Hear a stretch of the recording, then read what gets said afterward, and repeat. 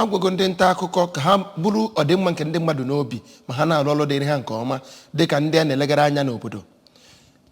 Anambra State Commissioner for Education bụ Ọkammụta Ngozi Chuma-Udeh mere ka mata nke a na mmemme mmechi arọ na inye nzere award afọ 2022 nke ndị State Council Nigeria Union of Journalists emere na Council Secretariat nke dị n'Awka. Ebe Okonkwo wetara anyị akụkọ a.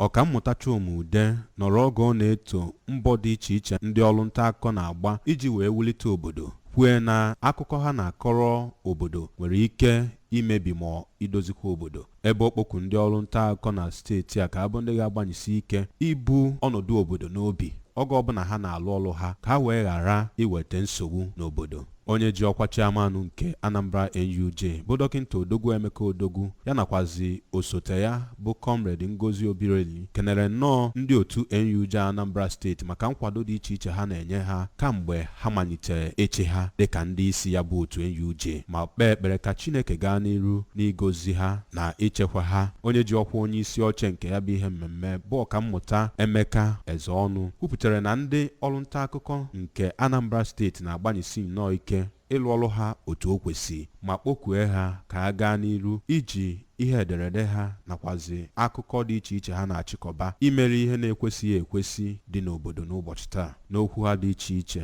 eze ọdịnala nke ụmụ awụlụ n'okpuru kansụl Ọka South bụ Igwe Joel Egwuọnwụ, ogbo ya nke ọsọmara n'okpuru kansụl Ọgbalụ bụ Igwe Chukwuemeka Awọọgụ ya nakwazi onye jibukwa ọkwa prezidenti nke ọhaneze ndị Igbo worldwide bụ Chief Chris Eluemunọ toro nnọọ ndị otu ọrụ nta akụkọ na steeti a maka otu ha si arụ ọrụ ha dịka esi wee tụọ anya n'aka ha ime ka obodo bụrụ ihe o kwesịrị ịbụ. N'aka nke ya, onye ji ọkwa chairman organizing committee nyere ya bụ ihe mmemme bụ Comrade Joy Mbachi ya nakwazi onye ode akwụkwọ nke ya bụ otu bụ Dọkịnta Njideka Eze-Onyejiakụ toro nnọọ ndị niile nyere ya bụ ihe mmemme nkwado ya nakwazi ndị otu NUJ Anambra steeti maka nkwado ha nye ha na ya bụ ihe mmemme. Onye ọbịa pụrụ iche na ya bụ ihe mmemme bụ ọkaikpe Helen Mbakwe. O kwuru ndị Naijiria ka abụ ndị ga-emu anya dịka azụ n'ịrọpụta ndị ga-achị obodo a bụ Naijiria n'afọ na-abịa abịa.